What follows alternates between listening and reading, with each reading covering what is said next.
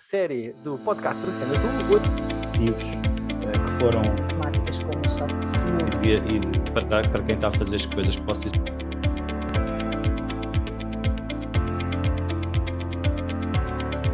Olá, muito bem-vindos a um novo episódio de uma nova série do podcast do Cena Azul. Hoje vamos falar sobre educação. O meu nome é João Cabral e comigo tenho Filipe Luz, da Nova School Business and Economics, Joaquim Miranda, da Run Code School e Pedro Amaral, do Instituto Superior Técnico.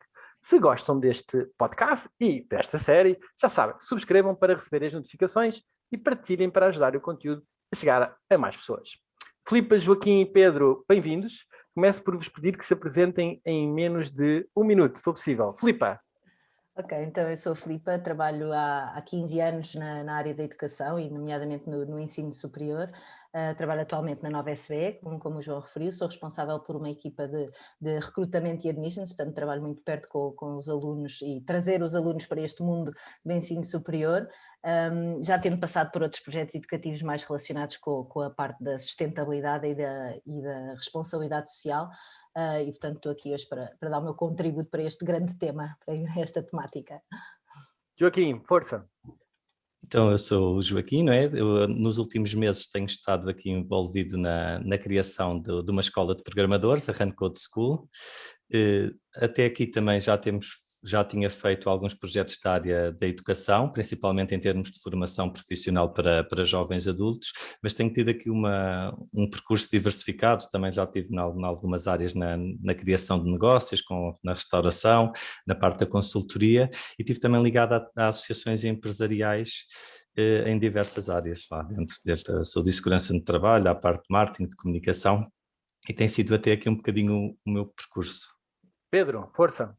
Alô, sou o Pedro, trabalho no Instituto Superior Técnico há muitos anos, desde 1996, primeiro como bolseiro, depois como investigador, mais recentemente, 2011, como professor. Atualmente faço parte do Conselho de Gestão do Técnico, sou vice-presidente para a área das ligações empresariais e coordeno, digamos, a nossa escola de formação avançada, que é o Técnico Mais. E pronto, é que com um grande prazer também tenho aqui muito trabalho na área do empreendedorismo e do desenvolvimento de trabalho na transferência de tecnologia, na formação avançada. Portanto, aqui muita coisa aqui para nós discutirmos. Muito bem, meus caros, vamos lá. Temos aqui uma série de temáticas para abordar hoje.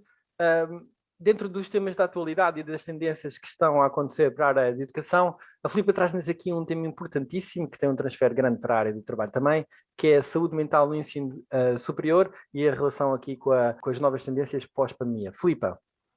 Se calhar que não é o melhor tema para começar, não é? Vamos logo assim aqui com um tema pesadíssimo, mas ainda assim, por isso mesmo, se calhar acho que sim, que até pode ser uma boa justificação para começarmos, que era trazer um bocadinho este awareness de que, de facto, pouco se falava, se calhar, de saúde mental, e nomeadamente no ensino superior e na área da educação.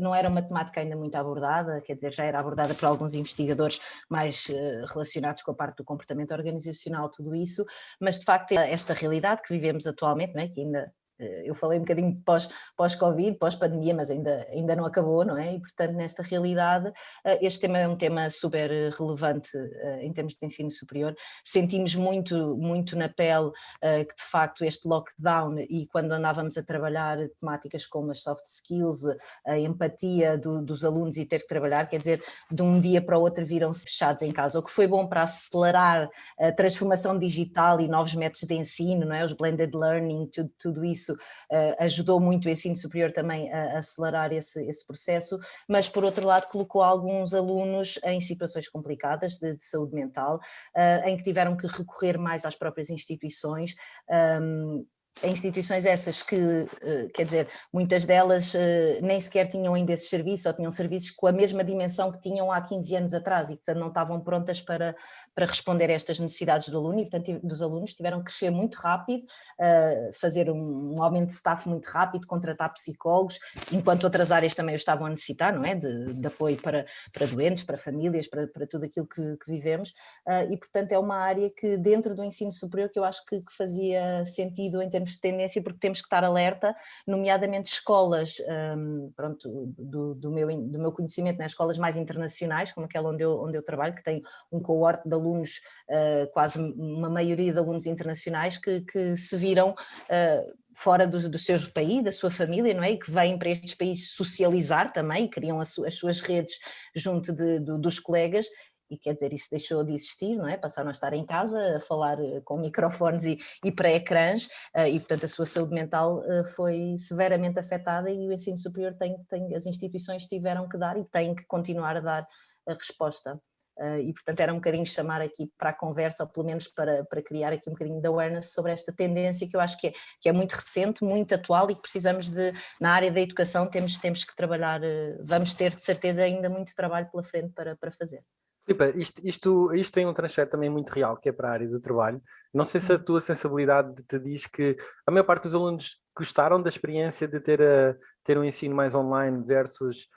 Eu acompanhei alguns alunos nos cursos de upskills e muitos deles estavam mais virados para a lógica do ensino online. Estavam todos contentes. Sim. Porque podiam ficar em casa.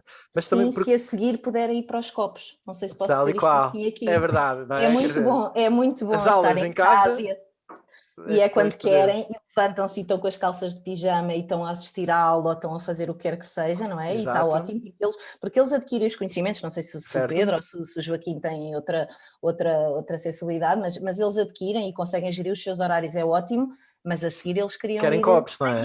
Querem ir conviver e querem... Portanto, isso era bom no melhor dos dois mundos, não é? Onde eles podiam assistir. Porque há aqui um fator muito importante, que é a universidade, especificamente a universidade, é muita cultura da escola para onde tu vais, não é? Os professores com quem tu te dás, os amigos, os almoços, os cafés, o grupo, as convivências, os namorados e as namoradas. Não há universidade sem o presencial. Não é? E os amigos para a vida, não é? Famílias, muitas delas vêm da universidade. Existe portanto, sem essa uma parte, vontade. Filipe, isto é um tema absolutamente crítico. Eu até divido em dois, não é? Aquele que é o acompanhamento que já naturalmente estes gabinetes têm dentro dos próprios currículos. Portanto, nós, por exemplo, no técnico temos neste momento a decorrer em todos os cursos praticamente apoio ao nível de algumas das disciplinas, não é? Das unidades curriculares, ou das cadeiras, não é? Como a gente normalmente define, toda esta possibilidade de apoio à ética, a saber como comportar-se, etc, etc. E de repente estes gabinetes transformaram-se em gabinetes de apoio aos alunos. Uhum. Isto foi incrível. Well-being, não é?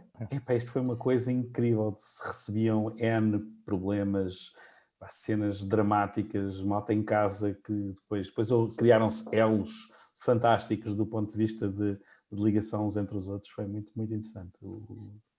Nós aquilo que notámos foi, em termos de aquisição de conhecimento, divide também aqui em dois níveis. Quando é aquele conhecimento mais regular, onde tem 3 ou 4 horas de aquisição de conhecimento e depois tem mais tempo, funcionou bem a partir de casa, nomeadamente nos cursos iniciais. Agora, no que diz respeito àqueles bootcamps que são intensivos, que vivem muito de trabalhos de grupo e que eles já têm 2 módulos de 3 ou 4 horas por dia, mais 3 ou 4 módulos para trabalhar em casa, é muito difícil fazerem sem nunca se terem conhecido, até porque nós somos um curso de 10 a 12 semanas, terem esta solidariedade de um puxar pelo outro, ou é muito mais fácil a ausência, não é? Porque não pode ir buscar o outro, não pode puxar para o outro, o combinar estar no café ou na sala de estudo, ou marcar alguma coisa, ou seja, o controle positivo e a pressão positiva que fazem uns sobre os outros não tem o mesmo efeito nos cursos avançados. Em relação aqui à saúde mental, que é algo transversal à nossa sociedade, e eu acho que este tema foi muito bem trazido aqui, porque nós esquecemos muito, porque nós vemos a vida universitária como a parte da boémia, em que estamos todos divertidos, em que é a melhor altura das nossas vidas, e é verdade que isso acontece em grande parte dos casos. Mas também é verdade que é na altura em que estamos a definir a nossa personalidade... Não, isso é para continuar e é parte boa e esperemos que continue sempre assim, que eu também tenho muito boas recordações e ainda tenho amigos desde essa altura. Agora, aquilo que eu acho que nós também nos esquecemos é que tão bom que há malta que nem quer sair da faculdade, não é? Continua lá. A única coisa que eu há uns anos achei esquisito foi tipo, porque é que alguém achava que era assim tão mau e tão ignorante aquele rapaz que aos 40 e tal anos ainda lá estava. Se os meus pais e avós mandassem apagar, se calhar também ainda lá estava eu até aqui. Agora, tirando essa parte de brincadeira, aqui em termos de saúde mental, Nós temos que ver que estamos numa fase muito crítica das nossas vidas, que é a transição da adolescência para o mundo adulto, quando vamos para a universidade. E depois, passado 22 ou 23, quando temos 22 ou 23 anos, ainda tivemos quase sempre só a estudar. Eu tinha já tido outras experiências, mas grande parte não temos ali uma pressão de transformarmos num adulto que tem que ser de sucesso e porque se licenciou e porque tem aquele percurso todo. O que faz com que sejam principalmente a entrada e a saída das universidades, são momentos críticos já normalmente em termos de pressão. Nós às vezes desvalorizamos porque achamos que são aqueles tipos que têm tudo bom e andam ali nos copos, quando é que eles se queixarem, quando é que nós estamos todos. Né? Mas se virmos todos, nós tivemos essa questão. Agora, agravado por esta conjuntura de pandemia, então deve ser Pedro, terrível. Vejam o que vai acontecer, deixa-me só dizer isso, vejam o que é que vai acontecer com estes não sei quantos milhares de miúdos que entraram aqui no primeiro ano em setembro. E neste momento alguns deles ainda não se conhecem, não é? Porque eu olho para aquilo que é o técnico em particular e para a opção que nós tivemos do ponto de vista de desfazamentos e de online versus presencial, e quer dizer, muitos deles ainda nem sequer saíram do secundário na cabeça, não é? Quer dizer, mas já estão a enfrentar os exames, e isto é brutal, há aqui choques. Eu nem sei como eles aguentam. Isso vai ao início, não é? Mas depois, como o Joaquim estava a dizer, por exemplo, e calculo que o técnico faça o mesmo, quer dizer, nós vamos ter cerimónias de graduação agora, não é? Que eles vão graduar, vão acabar, fizeram o jantar de finalistas, todos em mesas separados no átrio que nós temos gigante, todos sentados, ninguém se podia levantar, quer dizer, nos nossos, não sei como é que são os nossos, não é? Mas, quer dizer, tudo aquilo era convívio a mais, não é? Mas isto dói, isto vai doer aqui um bocadinho mais. Isto vai ter consequências e daí eu achar que é importante chamarmos a atenção quando falamos da educação, porque vai ter consequências, sim, Pedro, eu também acho. Deixem-me saltar aqui já para o próximo tema. Joaquim traz-nos aqui um tema de somos contratados pelo nosso CV e despedidos pelos nossos comportamentos. Eu aproveitava para fazer a ligação com o tema anterior, com a questão também da saúde mental e do desafio que é para as empresas hoje em dia fazerem a integração de novos trabalhadores, porque ir para teletrabalho, quando tu tens uma equipa que já estava a trabalhar, agora vamos todos para casa. Está bem, vamos todos para casa, a coisa funciona. E como é que é a integração de novos trabalhadores quando tu estás em teletrabalho? Não é fácil, não é? É um processo complicado. Joaquim, partilha connosco aqui este tema, o que é que tu querias abordar? Aqui a minha área também é, como estamos nesta fase aqui inicial, é engraçado começarmos assim, termos tido esta questão de chamarmos a atenção para áreas. E aqui eu acho que esta é uma das áreas que é menos explorada em toda a dimensão do trabalho, ou seja, desde a parte educativa, quando estamos a preparar os futuros colaboradores até lá, é que face à importância cada vez mais que têm as funções comportamentais, acho que lhe damos pouco valor nos processos formativos e educativos. Isto quase desde na primária, não tanto porque ainda é dado muito valor a esta parte comportamental, mas depois a partir, se calhar, do 5º ano até ao 12º e depois na parte universitária, existem competências básicas que nós temos que dar. Cada vez as famílias não têm tanto tempo para estar com os jovens, começa logo por aí, e isso faz com que existam cada vez menos quem transmite este género de valores comportamentais, do chegar a horas, da educação, dos valores, do que é que está certo, o que é que está errado, e por isso eu acho que existe aqui uma grande quantidade de jovens que está nos extremos, ou seja, ou têm muito receio e ficam em casa e estão sempre, e outros que fazem coisas que não têm uma estrutura ainda mental devidamente organizada. Isto vai tendo sempre reflexos. Depois, como existe também um grande desfazamento entre as diferentes gerações que vão tendo a formação, e nós felizmente cada geração que passa é bastante mais formada do que a anterior, faz com que quem está a contratar tenha um formato de recrutamento e seleção, principalmente nos micronegócios e nas PMEs, nas multinacionais e em parte das instituições. Isto não acontece tanto, quer dizer, depende da parte do Estado e das instituições e dos ministérios, porque alguns também isto ainda é muito marcado. Existe aqui um grande desfazamento em aceitar pessoas que são muito diferentes quando têm menos de 20 ou 30 anos. Isto depois acaba por ter aqui uma série de implicações diretas e indiretas, como cada vez a população que é mais jovem, que é mais necessária no mercado de trabalho, tem mais dificuldade a aceder, que é onde nós temos mais desemprego, é no desemprego jovem, porque também quem está acima não consegue identificar neles esta vontade de mudar, mesmo quando têm as características técnicas, não acreditam que tenham as comportamentais. Isto condiciona todo o mercado de trabalho, e as pessoas cada vez mais novas têm dificuldade a ter emprego, e quando tem emprego não é normalmente na área em que se formaram e não é estável. Depois isto também faz com que tenham menos filhos, com que tenham filhos mais tarde, e cria aqui uma grande pressão social à medida que cada ano que passam morrem mais pessoas do que o que nascem e estão mais pessoas a ir para a reforma do que a questão de entrar no mercado de trabalho em grande parte das organizações e empresas. Deixa-me lançar este repto aqui ao Pedro, que o Pedro é além de professor, é empresário. É um dos casos de sucesso, fez spin-off diretamente da universidade para o mercado de trabalho e montou, e claro, tem que fazer recrutamento, até com um nível ainda mais difícil pela localização, não é? Porque acaba por ser numa zona um pouco mais afastada. Duas zonas. Duas zonas, No portanto, Alentejo e outra... o que aumenta. Diz-me, tu tens sentido aqui uma alteração de paradigma nos jovens que te chegam às empresas? Também vais ficando mais velho, verdade seja dita, né? Começas a estar cada vez, já deves estar a recrutar a malta da idade do teu filho, quase, não é? Já estou a recrutar. Já estás, não é? Epá, eu diria que sim, quer dizer, nós temos aqui duas coisas que estão em convergência, não é? Plena convergência. Uma é geracional, não é? Portanto, desde o Millennial A até o Millennial B, até o Millennial C, não é? Que isto é tudo muito rápido, não é? Portanto, nós temos aqui um conjunto de jovens que ainda, e do ponto de vista, de facto, de valores, estão um bocadinho diferentes daquilo que éramos nós. Um bocadinho é a favor, não é? Estão muito diferentes. É muito diferente. Um bocadinho é assim, enfim. Eu sou praticamente millennial, portanto, exato, ainda me posso... E no fundo, posso dar aqui alguns exemplos, só assim uma coisa muito rápida, quer dizer, nós tivemos aqui 2 ou 3 últimas contratações que nem passaram por mim particularmente, porque eu nestas coisas agora vejo mais à distância do que estou imerso na coisa. E o que acontece é que pessoas que vêm para um projeto com uma lógica de 2 anos, até com um desenvolvimento que está acima do que era expectável para qualquer outro projeto industrial ou semi-industrial ou desenvolvimento industrial, é porque nem é uma empresa de produção nem nada disso, é tudo desenvolvimento, não é? E de repente, ao fim de 3 semanas, 4 semanas, estão a receber uma oferta de emprego num sítio qualquer e estão a dizer adeus, não é? Então a ir-se embora. E, portanto, a falta de compromisso com o desafio da novidade, com esta vontade de chegar mais rápido, mais longe, há aqui um conjunto de coisas que depois, enfim, embocam naquela que o Filipe estava aqui a contar, também com um bocadinho com os processos educacionais que são dados ao longo da faculdade e que não estimulam a esse compromisso, não é? Porque é tudo tão rápido, é tudo por objetivos, não é? Quer dizer, a gente tem que fazer o projeto rapidamente, com melhor nota, competindo com o outro, etc, etc. Quer dizer, aquilo é tudo tão forte, que isto depois, quando chegam às empresas, isto é avassalador, não é? Isto não vai ser fácil, estas contratações. Não.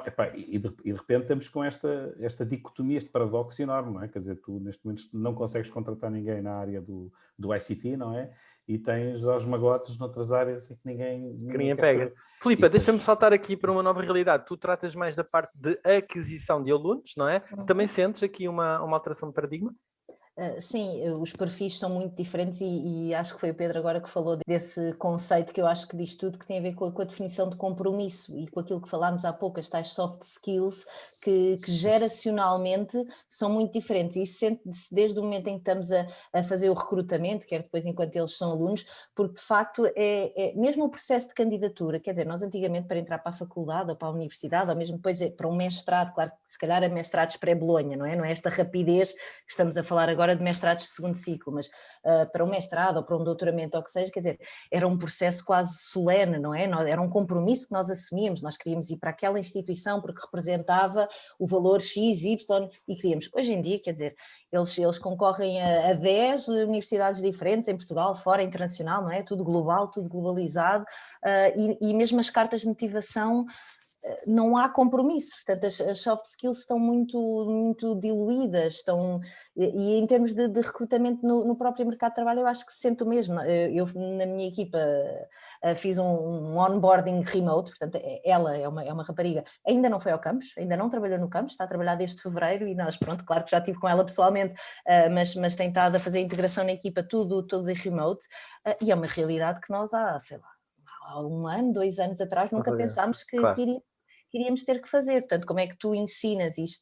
Se calhar temos de trazer estes tópicos para outras conversas, como é que tu passas cultura de uma organização, não é? A cultura organizacional, que também existe nas instituições de ensino superior, se calhar um bocadinho diferente daquilo que é o corporate e as empresas, mas existe. Como é que tu passas essa cultura sem estar com a pessoa, não é? Só aqui através. E isso eu acho que, aliado com a parte e com a diferença geracional, cria aqui tensões bastante grandes. E, portanto, mesmo que tecnicamente, que é o ponto de Joaquim, são muito qualificados, não é? E eles aprendem tudo e são umas esponjas e, quer dizer, ultrapassam-nos rapidamente, não é? Em termos de técnica e de conhecimentos, mas depois essa parte do compromisso, do querer saber mais, de ter uma dedicação, de ter esta soft skill da empatia, da comunicação, quer dizer, para eles falar bem ou falar mal, ou até em questões mais de educação mesmo, de educação, de boa educação, não é? Sim, Saber educação, ter boa sim. tarde, escrever um e-mail como deve ser, Saber estar.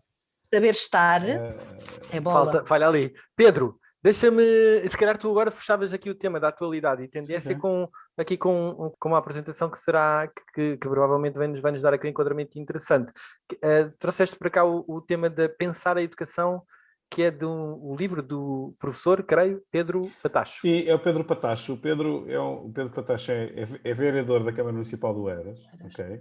Doutorado na área da educação, enfim, é uma pessoa que tem aqui um pensamento muito estruturado sobre a questão da educação e lançou agora, há muito pouco tempo, há uma semana ou 2 semanas, um livro que é o Pensar a Educação.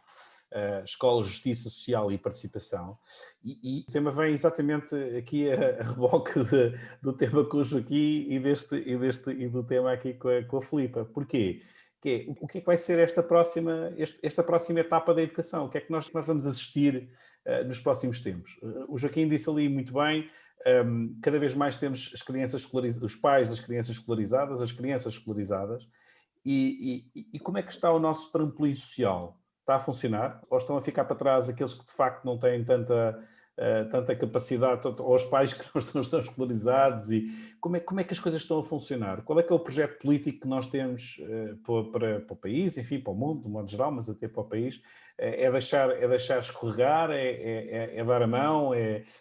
Como é que isto vai acontecer? E qual é que é o papel dos professores? O livro, eu tive a ocasião de ler o livro. Eu não li o livro, não consegui ler o livro todo, não que seja extraordinariamente grande, mas isto tem a ver um bocadinho com o tempo, mas li aquilo que mais me interessou em termos de algumas partes, e vi claramente o desafio é tremendo, porque nós vamos mesmo que ter que fazer aqui uma metamorfose da escola, a escola mais aplicada àquilo que é a sociedade, que a sociedade quer, esta coisa do ir para a universidade, onde é que ficam os cursos técnico-profissionais, como é que ficam como é que ficam os estigmas relacionados com eu que estou num curso técnico-profissional via quem está na via de ensino e que às vezes vai para a universidade, mas pronto, já vai para qualquer curso que acontece. As coisas realmente vão ter que fazer aqui uma alteração. Nesse tema, tu achas que esse estigma mudou? Sentes que está a mudar o estigma do técnico profissional, porque cada vez mais tem sido um caminho escolhido? Está a mudar, mas é muito lento. Mas ainda não mudou. Mas não mudou. Continua a ser visto como... Está a mudar porque já se fala mais. Olha, já falamos mais aqui, já não temos medo de abordar isto. Eu, como pai, já não tenho medo de abordar um dos meus filhos e dizer-lhe, pá, se quiseres seguir este caminho, segue, porque a seguir tens outras oportunidades e provavelmente as coisas podem seguir com outras oportunidades. Mas este receio de eu ficar, digamos, para trás no meu elevador... Uma educação de segunda, não é? Como se fosse uma educação de segunda. Absolutamente dramática. Mas isso não é um problema, um estigma mental das próprias pessoas, porque... quer dizer, hoje em dia tu como canalizador faturas facilmente o dobro ou o triplo ou o quádruplo do que faturará uma pessoa mais do que eu, e fiz aqui as contas relativamente a quem me vem pintar a casa, portanto só para ter assim uma noção. Quer dizer, não é comparável, não é sequer. Claro, tens que ser minimamente bom. Claro. Um canalizador não te vão, mas não precisas ser tão bom como precisas ser bom numa outra área qualquer para ganhar o mesmo valor. Claro. Eu acho que é o estigma da... Desculpa, Joaquim. Não faz mal. Eu acho que por um lado é um estigma que é mental nosso, mas por outro foi baseado em parte de coisas reais, ou seja, se virmos como se organizou o nosso sistema educativo na década de 70, 80, existia o percurso dito normal, que era fazer até ao 9º ano, depois o secundário, e ir para a universidade, e quem ia tendo mais notas ia para pintor, ou para não sei o quê, para às vezes para uma instituição ou para um instituto um bocado paralelo ali à corrente. Vai ser, como é que diz o outro, o senhor do lixo, não é? Coisa do género, sim, não é? É uma coisa assim do género. Ou seja, ainda que eles tenham esse oferimento, que é uma coisa que está igual ou até melhor, existia ali um certo preconceito. E eu acho que hoje em dia está muito desnivelado. Ou seja, temos profissões da moda que são as relacionadas com a cozinha, com a hotelaria, com o turismo, que já estão bem vistas, que ser chefe de um restaurante já é cool. Agora, se tu fores na mesma para ser pintor ou para ser mecânico ou ajudante ou não sei o quê, não é uma Ainda cena não tão é. fixe para dizeres aos teus amigos quando tens 14 anos, estás a ver? É tipo quem correu tudo mal ali. Ou seja, Claro. acho que ainda há aqui um desnível muito grande consoante as profissões. Em relação aqui ao livro que foi aqui trazido, eu acho que é estrutural e que devemos trazer este tema mesmo para cima da mesa. Acho que também foi muito bem escolhido mais um pelo Pedro, porque a escola talvez seja, na minha opinião, uma das coisas que nós podemos aproveitar melhor e que está mais desaproveitada, principalmente do quinto ao nono e do secundário.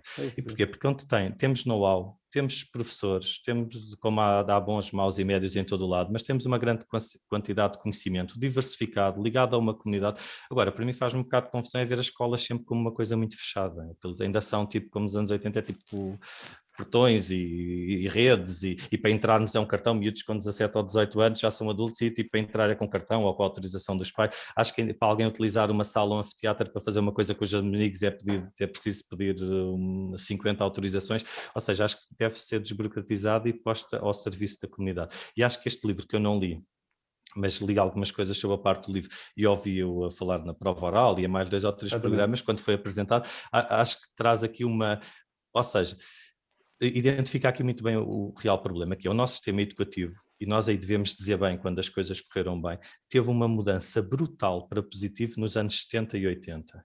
E isto teve um grande impacto positivo na nossa sociedade, e nós também devemos reconhecer isso, das taxas de pessoas que estudaram, isso trouxe ao nível nacional, com a democracia, etc., é uma coisa extraordinária que foi estudada ali até aos anos 90, ou seja, mas depois o que acontece é que o sistema educativo daí, talvez por serem as mesmas pessoas, os professores que ainda iniciaram isso ainda lá estão, etc. E são eles agora que são os diretores. Não sei porquê, mas é que está um bocado estanque e nós temos um bocado que fazer o que foi feito nos anos 70, 80, 90, as mudanças, porque entretanto a escola está quase igual a nós os 4, que somos muito jovens, mas vamos lá e aquilo ainda estão lá com giz e com não sei o quê a dizer as coisas. Ou seja, a miúdos ainda é o mesmo ano, paradigma, não é? décimo, Ainda é o mesmo é paradigma. uma grande seca. Imaginem, se eu achei isso, a parte das coisas uma seca há 20 e tal anos, estarem-me a ler uma coisa que eu já sabia se lesse o livro antes, o que é que me iam dizer nos dias Os a miúdos seguir. já chegam Isso à agora escola a não dou saberem muito. mais que Aliás, a saberem mais que o a professor. Filipa se calhar vai falar sobre mas isto tem muito a ver com aquela questão da primeira questão que foi aqui debatida. Esta questão da parte online acabou por despertar em muitos dos miúdos que de facto tiveram a oportunidade de ler as coisas antecipadamente e olhar para aquilo e dizer assim, mas o que é que me estão aqui a impingir? É O que é que estão para aqui? O que é isto? Mas estão malucos? Pedro, deixa-me só perguntar-te aqui uma coisa antes de passar para a Filipa ainda, que é, eu estou curioso para perceber a tua interpretação, com base nesse livro também, no que está aí a ser falado. Tu tocas numa área muito essencial que Portugal gostava de ser melhor, mas que será também é difícil atrair e tornar sexy a formação para a área industrial. Não é? Portanto, os pais querem que os filhos sejam advogados ou médicos e nenhum pai quer que o filho seja engenheiro XPTO da área industrial. Agora, se calhar, já começam a mudar um bocadinho, mas quer dizer, ainda não é... É difícil isto ou não? É difícil. É difícil, sinceramente é difícil e tudo que tem a ver com... Mas porquê que na Alemanha não é visto a mesma maneira? É o estigma. É o estigma da democracia, eu acho que tem a ver com isto que o Joaquim estava a dizer, nós ainda não temos, não é? 50 anos após a Revolução, estamos quase a chegar lá, mas portanto nessa altura, e que foi de facto muito bom, e concordo com o Joaquim que temos que salientar o que é verdadeiramente bom, e foi, nos anos 80 é ali um grande boom. Mas na altura o que foi o boom é o ser o engenheiro, é ser o doutor, não é? O senhor doutor, e a sociedade portuguesa ainda vive nisso, não é?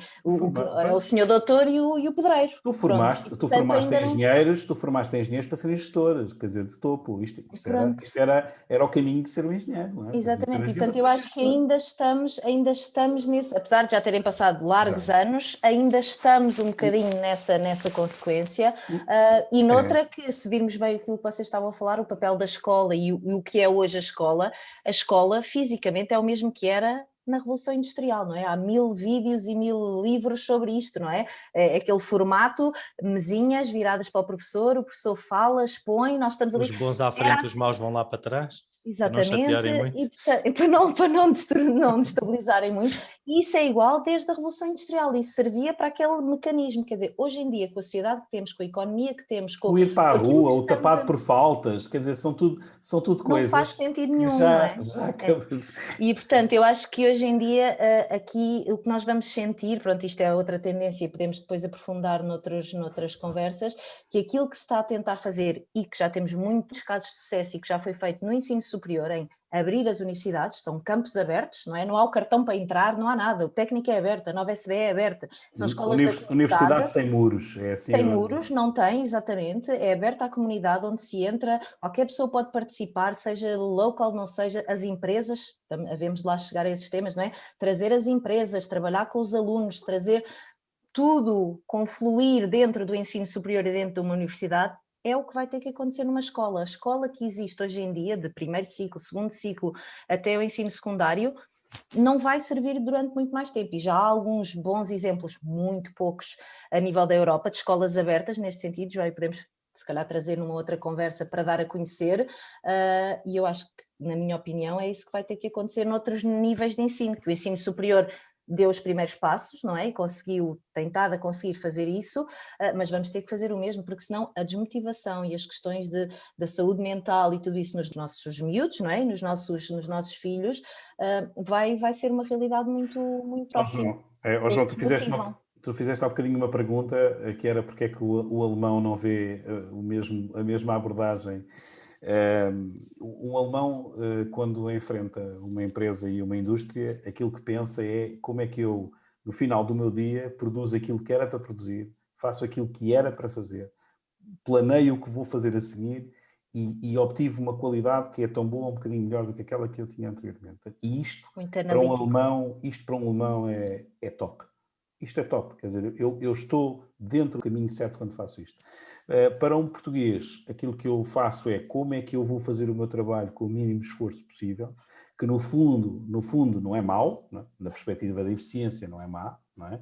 Mas o problema é como é que eu, obviamente, vou ludibriar muitas vezes o sistema para conseguir chegar até ao meu ponto de equilíbrio, em que é o equilíbrio onde eu, como não há alternativa para o meu patrão, eu vou-me ficar aqui a fazer o meu trabalho e vou mantendo-me aqui no meu limiar.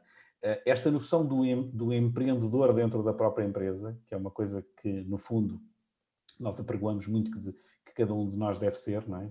Que é conseguir encontrar sempre caminhos e motivar-nos para conseguir trabalhar dentro dos nossos padrões e daquilo que, obviamente, é as nossas competências. É uma das coisas que para uma lógica de indústria nacional está muito fora do nosso alcance. Isto também tem a ver, obviamente, com investimento ao nível da qualidade do trabalho, da qualidade das indústrias, da qualidade do meio ambiente, de uma mobilidade. Há imensas coisas do ponto de vista de investimento industrial que estão anos-luz daquelas que também tem na Alemanha. E da qualidade da gestão.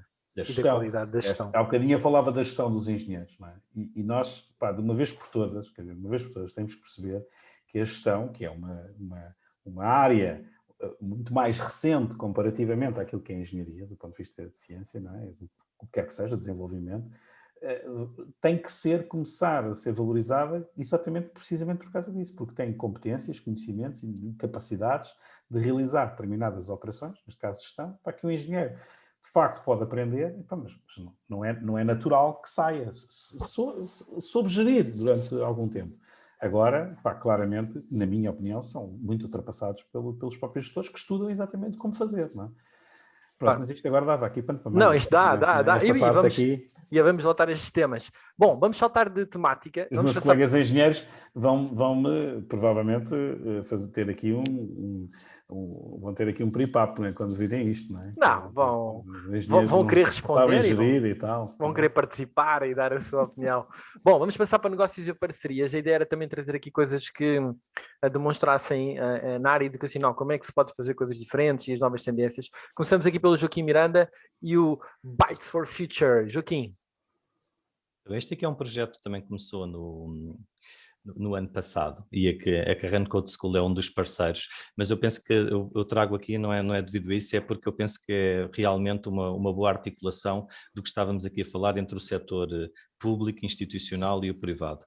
Isto porquê? Porque é um projeto financiado de acordo com uma necessidade do mercado. Isto para explicar um bocadinho melhor, aqui o foco são os jovens MIT, que na região de Sintra, como é uma região com muitos jovens, suburbana, e uma das regiões mais jovens da Grande Lisboa, tem muitos jovens que não estudam nem trabalham. Isto para termos uma noção desta ordem de grandeza, em Portugal estamos a falar de 220 mil jovens que não estudam nem trabalham. Isto não é uma questão só aqui nossa, ou dos latinos, etc. Se olharmos para o mundo inteiro, estamos a falar de 270 milhões de jovens, quase todos no Ocidente, que não estudam nem trabalham.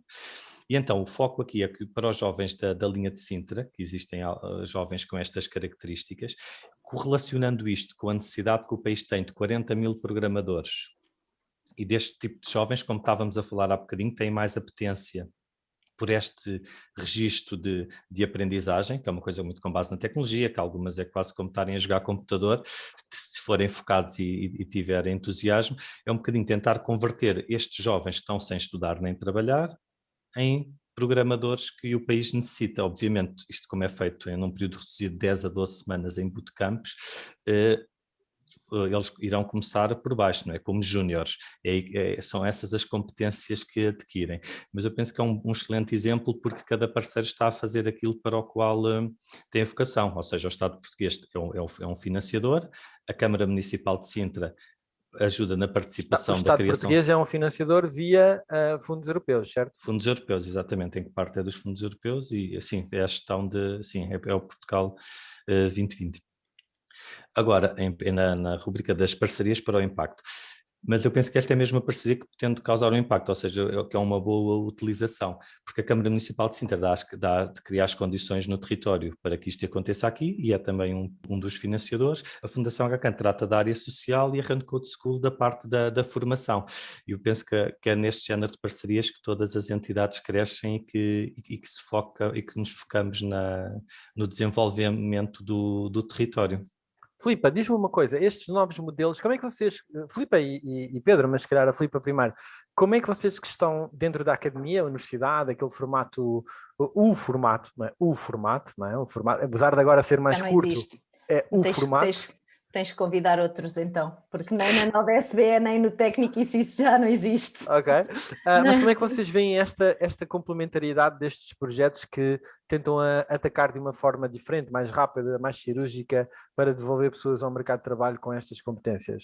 Eu acho que é mesmo isso, a palavra é mesmo complementar, João, e portanto é visto de uma forma, como estava a dizer, super integradora e numa visão de comunidade. Portanto, como sabes, a nova SBE está inserida em Carcavelos, não é? Portanto, na área de Cascais, e tem uma série de parcerias também dentro da própria universidade, tem um Innovation Hub, tem um Entrepreneurship Hub, quer dizer, tudo isso funciona dentro da escola e trabalha com as escolas secundárias também da zona e com escolas técnico-profissionais. Portanto, a ideia é mesmo é ser integrador e ser complementar, portanto nunca se vai ver como uma ameaça ou quer que seja, são soluções e ofertas diferentes que o mercado tem que ter para um objetivo final que é a formação destes jovens, a integração no mercado de trabalho, que no limite é isso que queremos. Há aqui um tema muito curioso nisto, que é, talvez seja a área da programação, é a área de trabalho onde provavelmente menos conta o canudo. É uma coisa impressionante. Quase todas as áreas há ali um paralelismo entre onde é que tiraste o teu curso, quanto é que tu vales. Não é? Aliás, há empresas em Portugal, eu acho um pouco ridículo isto, mas há empresas em Portugal que só contratam alunos no técnico. Sim. Só contratam engenheiros no técnico. E aquilo é quase um culto dentro da empresa. Eu acho uma coisa completamente abjecta, não faz sentido nenhum. Não é que os alunos do técnico não possam ser efetivamente os melhores. Eu acho que não vão ter heterogeneidade nenhuma dentro da empresa, mas isso é um outro departamento. Mas, de facto, esta área da programação é uma área onde literalmente tu és contratado por conseguir ou não desempenhar os exercícios, não é? Eles nem querem saber se tu tiraste o curso, não tiraste o curso, ou onde é que o tiraste. Eles lançam-te um conjunto de desafios e agora resolve, e vão analisar a qualidade da tua resposta, e é por aí que te contratam. Isto é ou não é uma mudança de paradigma gigante em relação àquilo que era a academia nos tempos? Pedro? Pois, isso é uma mudança de paradigma gigante e que nós ainda estamos mesmo no início dela. Portanto, isto está mesmo a rebentar, a gente não sabe exatamente para onde é que isto vai levar. Portanto, estas iniciativas, como aquelas que o Joaquim está aqui a colocar, ou outras, como a nova SBE está a desenvolver, No fundo, o técnico, eu vou dizer que é muito mais dinossauro nesse aspecto, é muito mais pesado, não é? Tem muito menos tendência para existir ou para desenvolver esse tipo de iniciativas. Estamos agora, de facto, a fazer esse trabalho, não é? Porque também percebemos claramente que o caminho tem que ser este caminho de integração e de inter-relação. Portanto, daí que a nossa própria escola de formação avançada tem estado a trabalhar muito nisto, mas o que é certo é que nós, por exemplo, neste momento os cursos de Engenharia Informática são daqueles que se calhar têm o maior número de pessoas a não acabar, não é? Portanto, alunos a não acabarem, não é? Porque eles... Mas como é que eles podem acabar? Eles entram no mercado de trabalho sem isso, não é? Eles ainda não acabaram o primeiro ano e estão a ser Não, inundados. à escala tivemos esse mesmo exemplo nas décadas do botão, não é?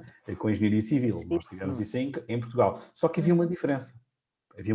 Muito, muito, muito tenue, mas era uma diferença. Não podias assinar. Exatamente, a Ordem dos Engenheiros. E isso tenho quase certeza que nós vamos discutir esse tema. João, como é que aqui 4 empreendedores e nenhum de nós ainda criou a Ordem dos Programadores? Andamos aqui a fazer já devíamos ter criado a Ordem dos Programadores. É mesmo, e tu vais ver. Não ponhas live que vamos fazer isto antes de tornar público. Sim, esta é para cortar, esta parte é para cortar. Pá, eu é um dos temas que vou debater com o bastonário da Ordem dos Engenheiros daqui a uns dias. Porque vou ter que debater este tema com ele. Isto é de facto uma realidade, não é? Porque tu repara, pensa bem, nós temos os programadores, mas os programadores hoje estão a desenvolver tecnologia. A tecnologia é ela que entra para as nossas casas de adentro, que entra pelos nossos bancos adentro, que entra por todo lado, pelas coisas mais sensíveis de todas, não é? Eu agora ando particularmente sensível, andei a assistir a uma série assim de rajada, não é? Aquelas tipo Netflix, não é? Que é aquela série da Startup, não sei se vocês já ainda não vi, já vi que está lá na... Aquilo é um bocadinho viciante, não é assim uma série muito boa, mas pronto, mas é um bocadinho toca nos temas que tu gostas, mas toca nestes temas, estes temas são importantes, não é? Porque se vê perfeitamente que o que tu estás a dizer faz todo o sentido, porque uma das áreas de maior crescimento, e no outro podcast o Tim Vieira trouxe realmente, até falámos em fazer um SPAC sobre ter um grupo de hackers de cibersegurança que, ainda esta semana no Expresso tinha uma série de casos de empresas norte-americanas que, salvo erro de energia, vender os dados, ficaram reféns, em que durante 2 semanas o preço do gasóleo quadriplicou porque eles não conseguiam movimentar nada porque eles tomaram conta do sistema informático, uns hackers na Rússia, como sempre, não é? E tiveram que pagar 4,4 milhões de dólares, assim, uma coisa do género. Ou uma Bitcoin qualquer, não é? Provavelmente. Whatever. Porque realmente se a criminalidade aproveita todas estes pontos frágeis, mas também porque é muito caro tornar os sistemas seguros. Mas daí até se criar uma ordem de engenheiros de programação, parece-me que... Não, mas não é isso que eu digo. O que eu digo é para tu trabalhares numa série de projetos relacionados, vamos imaginar, para assinares um conjunto de coding, não é? Que tem a ver com projetos do ponto de vista de Estado, etc, tu estás reconhecido. Isto é a introdução da burocratização, não é? É isso que faz o Estado, não é? O Estado, mas é tal ética, não é tal ética que estavas a falar, Pedro. É isso que fizemos. O que é que fizeram os engenheiros civis? Quer dizer, o que é que se faz? Eles não fazem nenhum exame propriamente dito, eles têm um estágio, faz não sei quantos, prova, tal, blá, blá, blá, pronto, e depois tem o seu reconhecimento, quer dizer, aquilo há um processo, não é, por trás, não é? Claro. Eu não sei se nós vamos chegar a esse ponto, enfim, as coisas desenvolvem-se aqui muito rapidamente nestas áreas. Só nunca mais podemos mandar fazer software na Índia, pois mas isso para chegar muito mais caro. Pedro, pegando aqui no teu tema, trouxeste para aqui uma área também, nesta área de negócios e parcerias, que era o que fizemos a nível de formação para e com as empresas durante 2020. Em termos de aqui um bocadinho provocatórios, fizemos alguma coisa? Fizemos muito. Devemos ter feito bem, mas eu confesso que tenho muita dificuldade em fazer essa análise de pesquisas que possa fazer ao nível daqui da internet. Ou seja, eu fiz uma pequena pesquisa ao nível dos projetos e dos incentivos que foram entregues, eu vou dizer assim, direcionado diretamente para estas áreas da educação. E fui, enfim, das não sei quantas dezenas de linhas de projetos que existem dentro do 2020, portanto, este que agora estamos a terminar, selecionei aqueles que olhei para lá, depois fui ver mais ou menos os temas e vi, olha, estes são para apoiar, de facto, educação, educação especificamente. Não quer dizer que não existam outros dentro dos outros programas que lá estão, mas estão lá misturados, não são específicos para isto. E quando vejo o valor, e vi um valor considerável, 1,5 mil milhões de euros, portanto é um valor, eu diria, razoável, não é? Quer dizer, para não dizer bastante, mas é para mim razoável. E não estou a falar em apoio ao emprego, portanto não estou a falar especificamente em medidas de apoio ao emprego, estou a falar especificamente de formação. Quando vejo esses números e vejo um total de 2.197 projetos, né, quando faço a soma daquilo tudo, eu fico a pensar que eu gostava de ter visivelmente qual é que foi o impacto disto. Eu gostava de ter percebido o que é que aconteceu. Quer dizer, eu posso ir à Pordata e ver o que é que aconteceu em algumas coisas, não é? Mas eu gostava verdadeiramente de perceber. Isto foi o quê? Isto resultou em quê? Em formações específicas nas áreas A, B, C? Isto resultou num impacto económico específico e real? Isto incrementou aqui alguma coisa do ponto de vista da empregabilidade das pessoas que fizeram os cursos? O que é que aconteceu aqui? Quer dizer, qual foi o resultado que aconteceu? E esta dificuldade de encontrar respostas, que ao contrário de outras áreas da economia a gente já as encontra, por exemplo, a Agência de Inovação faz de forma muito, muito clara aquilo que é os indicadores resultantes dos projetos em que esteve investido, portanto faz uma relação direta entre o investimento e aquilo que for o retorno, das exportações, etc, etc. A caso da formação está aqui numa forma muito mal amada. Estamos quase ao nível do livro, não é? Há um bocadinho, não é? Aquela mudança de paradigma que é preciso ter em relação ao investimento que nós fazemos na educação, no conhecimento e nestas áreas de formação. Acho que é muito importante. Eu sei que o Joaquim esteve aí a pesquisar algumas coisas sobre este tema. Se encontraste algumas coisas, Joaquim, partilha aqui connosco, para isto não ser só um tema de desafio, e até pode ser que haja uma resposta a este podcast e alguém mande uma listagem e um relatório. Aqui o reporte. Se mandar, eu agradeço, minha culpa, não o vi, não o encontrei, tentei, mas não encontrei. Não, então, Pedro, quando tu sugeriste este tema, que para mim também faz todo o sentido, e além disso acho que estamos numa fase crítica para pôr este tema em cima da mesa, o que está a ser bem feito, o que achamos que pode ter oportunidades de melhoria, eu também fui procurar e o que eu encontro é muito diversificado e não encontro a correlação entre os investimentos, o que era proposto e o que é que foi obtido em cada uma das áreas.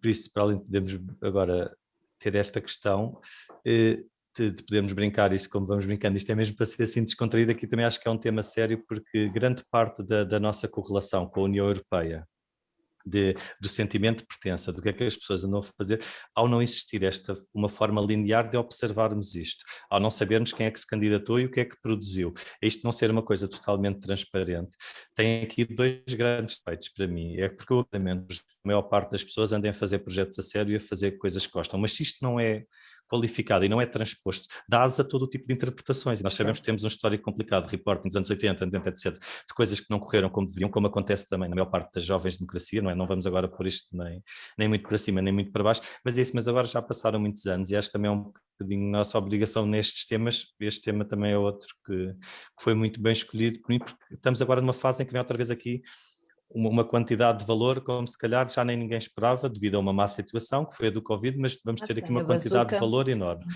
Nós temos tudo informatizado, já conseguimos fazer os IRS, não sei o quê, de coisas individuais que são muito mais complexas, conseguem ver ao cêntimo o que é que pusemos ou não.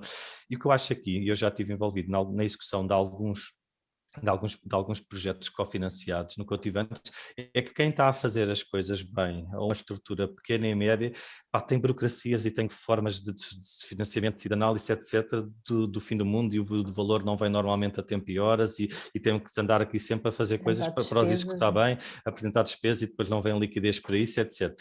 E ao passo que depois... E eu não sei como é que é implementado o outro nível, mas isto é uma forma que eu acho que até nem que viesse menos dinheiro, devia haver a tempo e horas e para quem está a fazer as coisas possa executar de uma maneira simples de ser auditado, em que as regras fossem o mais transparentes possíveis e simples numa fase inicial e que depois isto fosse claro e transparente para toda a gente o que é que foi feito ou o que é que não foi. Então eu acho que aqui nós temos que mudar um bocadinho também a nossa mentalidade, da sociedade, das instituições, para fazermos isto, e temos agora aqui uma excelente oportunidade para fazer um reporting melhor do que está a terminar e para começarmos aqui esta nova fase da bazuca que aí vem, de uma forma, tipo, é tão simples, não é? Se cada um de nós, e por mim até o executor que podia pôr logo disponível para toda a gente, e quem está no Estado só tinha que ver se aquilo está validado ou não. Ou seja, andamos aqui com barreiras e todos a perder imenso tempo em coisas que depois ninguém vê ou vem passado 4 ou 5 meses, e acho que aqui é uma fase boa que estamos em desburocratizar, é essencial esta área para isto chegue diretamente às empresas, às instituições, a quem necessita. Eu até preferia nos meus projetos todos que tivessem um bocado menos de valor e que fossem, que o valor viesse no tempo correto, fosse totalmente claro o que é que era preciso apresentar em cada maneira, de uma maneira simples, não é? Tipo, tudo o que possa sair no Diário da República em todos os dias que nós não temos Não tempo vamos de ir ver isso, acompanhar, não é? não conseguimos acompanhar, ou seja, quem Eu está a acho fazer que as coisas de boa fé, tipo, tem montes de constrangimentos. Eu já tive situações de coisas que não fazem grande sentido. João, só acrescentar uma coisa rápida para podermos passar para outros temas, mas eu acho que aqui também há uma questão, também andei a tentar perceber onde é que estava esse report e de facto espero que alguém nos envie, se ele existe, mas de facto não encontrei, mas acho que tem a ver também com outro ponto, Pedro, que é, não é claro ainda, apesar de já se ter feito alguma investigação nesse sentido e já haver algum avanço, que é como é que tu fazes a medição do verdadeiro impacto, não é? Como é que tu fazes um relatório de impacto face a estes programas de formação, de emprego, de competências, e isso se calhar depois leva-nos a outros temas que vamos falar mais à frente, mas não há um modelo ainda ou blindado que tu consigas pegar e de uma forma transparente aplicar e fazer essa monitorização. Ainda assim, há formas de o fazer, formas de o fazer e portanto pode haver alguma monitorização que é essencial para haver esta questão de um conceito que ainda não falámos, que é a confiança, e que acho que era isso que o Joaquim estava a dizer, quer dizer, às tantas vem a bazuca, não é? Vem não sei quantos mil milhões outra vez, mas vai ficar tudo o que é que o governo vai fazer, não vai fazer, que projetos é que vão, que não vão, quem é que vai usufruir, que impacto é que vai ter e o que é que vai beneficiar a economia as a whole daqui a um par de anos, e depois ninguém sabe dizer, não é? Eu não estou a ser justo com este 1,5 mil milhões, porque na realidade, se calhar, 80% dos projetos ou mais, eu não sei se estou a ser justo para cima ou para baixo, ok? Foram despendidos nas requalificações das escolas, ok? Isto atenção, que nós tivemos aqui... Mas isso é que é infraestrutura? Sim, inseridos dentro... Vamos lá ver. Parque escolar. Mas espera, João, a questão é, os projetos têm a ver com a confiança e com a transparência. Pois. Estes projetos foram inseridos dentro das infraestruturas do parque escolar, alguns deles, não é? Mas associados a projetos de formação ao longo da vida, formação adulto, então estás a perceber, portanto, ou seja, eu tenho 100 milhões, não é? Ou 20 milhões, vamos dizer assim, gastei 25, ou melhor, tenho 20, gastei 15 em infraestrutura e o resto dos 5, se calhar em contratação de formações, de formadores, etc. Portanto, as coisas estão integradas, ok? É um bocadinho como este impulso, não é? Como esta agenda do impulso que nós temos agora. É muito parecido com isto, onde, neste caso em particular, na agenda impulso, nós temos até 60% do valor de investimento que vai ser deslocado para isto, 60% será em infraestruturas, não é? Okay? Que é a execução maior normalmente nestas coisas, não é? Estes programas aproveitam sempre para nós infraestruturarmos isto. Agora, era preciso ver esta medida, não é? Esta métrica, esta forma de poder relacionar o que nós fizemos e o que aconteceu. Portanto, o que aconteceram estas formações ao longo da vida? Essas pessoas todas que terminaram os 12º anos, etc.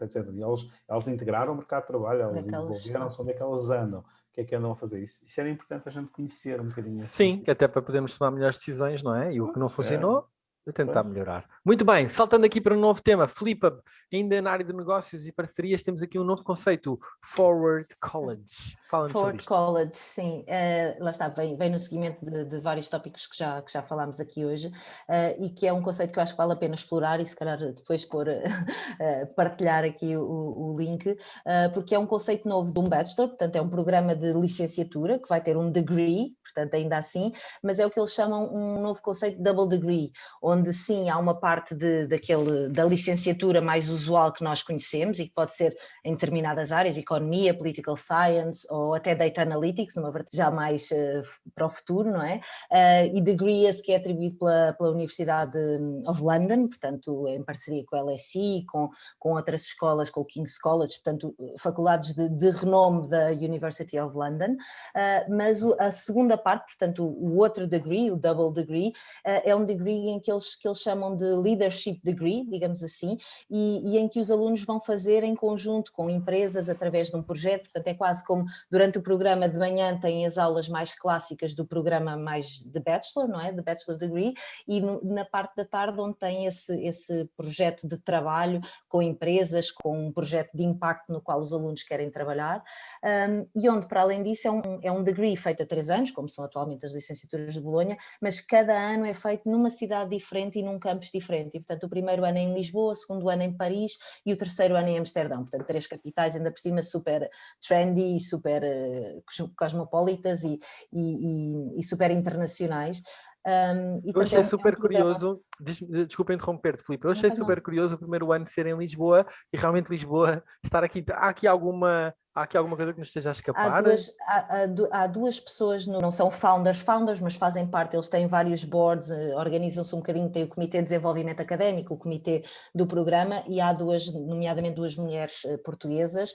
A maior parte de founders e destes comitês vêm de áreas de consultoria, das Big Four, das McKinseys da vida, e portanto com esse tipo de experiência, mas que sentiram precisamente que para estas gerações, como estávamos a falar, faltava-lhes ali a competência das próprias competências de liderança, de empatia, de comunicação, tudo aquilo que já falámos, e como tem aí alguns membros portugueses, eu acho que vem essa ligação também de vir para Lisboa. São 2 semanas intensivas no Bairro Alto, no primeiro mas módulo também faz de parte, liderança. Não é? Já falámos sobre isso, o Covid assim permita, mas a verdade é que faz parte. Amsterdão, Paris, Lisboa, quer dizer, tudo capitais que também dão uma vivência social, que é isso que eles também pretendem neste programa, portanto a internacionalização, a parte académica e a parte mais de competências de liderança e afins. Portanto, acho que é um projeto muito giro. Claro que tem um valor de mercado e, portanto, é um programa que depois podem ver, mas a FII é alta, são 45.000 euros, portanto são 15.000 euros por ano, eles têm ajudas, têm scholarships e financial aids, mas eu acho que no final eles também comunicam muito e fazem a promoção à volta há de ser um cohort pequeno, vai começar em setembro próximo, eles têm cerca de 2.000 e tal candidaturas, pelo menos assim o comunicam, para 80 lugares, um cohort inicial de 80 lugares, onde eles têm até um rácio entre aquilo que é faculty para X alunos, portanto querem mesmo um acompanhamento dedicado, não é em massa, digamos assim, e que eu acho que estou curiosa e acho que devíamos acompanhar, quem acompanha esta área, acompanhar para ver precisamente qual é o resultado, qual é que vai ser o impacto, porque vai ser, parece-me uma solução diferente em termos de formação, com uma aplicação muito direta depois no mercado de trabalho e naquilo que se procura destas novas gerações, portanto acho que é um projeto giro de partilhar. Parece-me um currículo super interessante, 45 capas, claramente o target não é o aluno português, ou pelo menos o aluno médio português, não é? Há de estar direcionado para um segmento. Não sabemos, não é? Não sabemos. Se tiver scholarships, não é? Depende das ajudas. Bom, não sabemos. 45 capas em Portugal... João, isto... São 1.000 e tal capas por mês, não é? São 15 capas por cada ano, são 1.200 capas por mês. Claro, para a maior parte não são. Bom, o da Católica, de Medicina, acho que era também assim um balúrdio e eles tiveram candidaturas até a... Mas eu, enfim... O que eu achei muito interessante neste projeto é também, para além do que já foi dito, que faz todo sentido, são uma coisa concreta, que é, eles focam-se muito naquilo que nós estávamos a falar há bocadinho, que é no sentido de pertença, nos valores, como é que algo que ainda está ainda são só vídeos e comunicação, transmite tão bem o conjunto de valores que estão para a frente, a cultura, a parte comportamental, em que relativiza o sucesso, que é o que tu quiseres, ou seja, está muito focado nestas novas gerações que nós estávamos a falar, ou seja, o sucesso não é aquela carreira de subir de 3 em 3 anos, deixa lá estar, é o teu, que pode ser criar um bar na praia, ou seja, eles relativizam muito, estão muito... Nota-se que é feito por pessoas mais da comunicação e da gestão, porque está muito focado para o mercado que consegue pagar nisto, ou seja, nota-se muito esse cuidado na comunicação. E outro, e fazendo a ponto também com o que a Filipe e o Pedro disseram há bocado, isto acho que este tipo de projetos fazem todo o sentido em termos de uma educação integrada e de diversidade de percursos que os jovens têm tanta diversidade. Nós aqui só temos uma preocupação é não deixar muita gente, ou o mínimo possível, para trás destas novas tendências.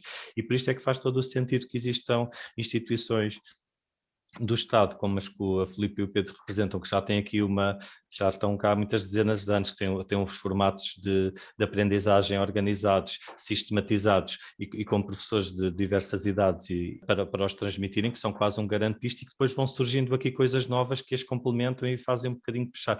Eu acho que esta dinâmica e de complementariedade entre o nosso sistema educativo mais estruturado, mais institucional e com as novas abordagens que eles trazem, estas questões como a Run Code School de um formato mais pequeno, ou o exemplo que agora foi criado, é desta totalidade que vai sair uma Europa mais desenvolvida e mais capaz e focada no que nós pretendemos daqui a 10 ou 15 anos. Muito bem.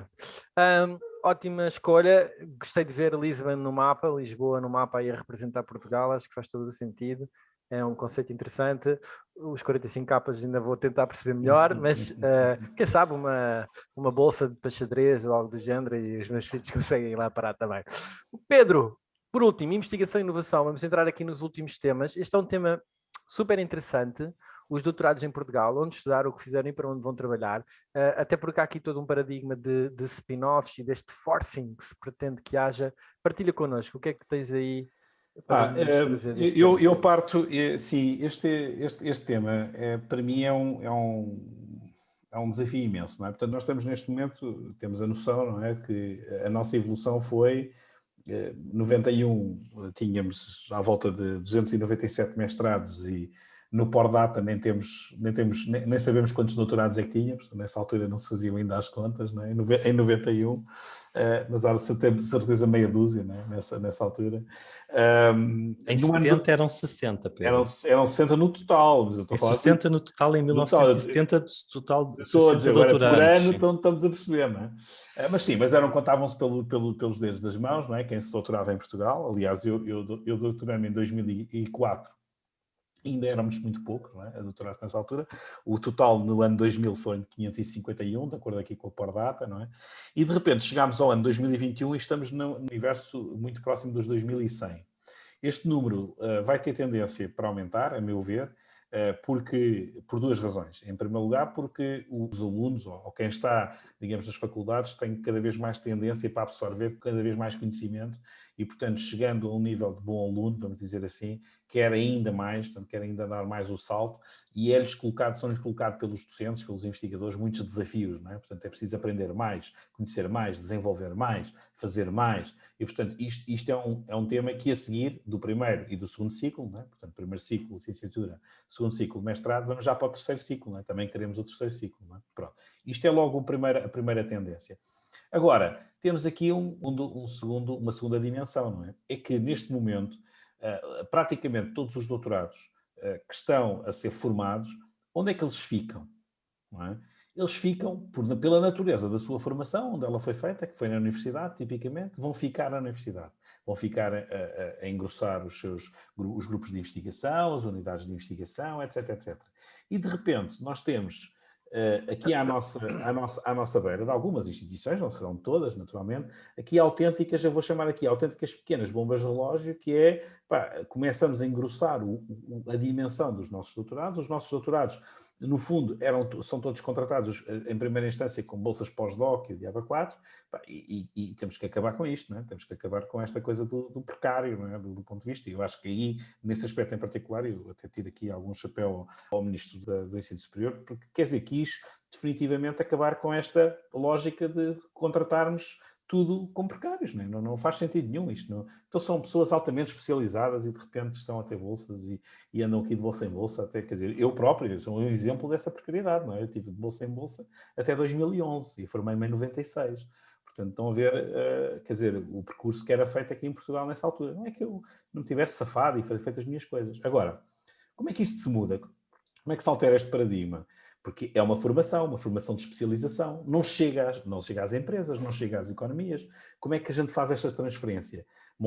Dizemos às pessoas para montarem novas iniciativas, startups, ou começamos logo a apoiar desde logo os doutoramentos em empresa, em indústria, e começamos a ter esta integração nesse ambiente, desde logo inicialmente, para que essas pessoas comecem a aculturar-se às empresas e elas próprias aculturarem um bocadinho as empresas a funcionarem de uma forma diferente. Portanto, nós temos que encontrar aqui um modelo que nos permita, de facto, fazer este caminho do terceiro ciclo, enfim, o Joaquim há um bocadinho falou aqui nos números que ele pode aqui referenciar também, quer dizer, mas nós, como doutorados nas empresas, quer dizer, a nossa taxa ainda é assim. Na União Europeia estamos, se calhar, à volta dos 30%, não sei quanto é que temos, mas mas é uma porcentagem grande, quer dizer, em Portugal, eu acho que nem 5%, quer dizer, são 5%, não é? 5. Quer dizer, é um número abismal do ponto de vista da relação. Pedro, deixa-me... Desculpa, Filipe, deixa-me provocar aqui o Pedro.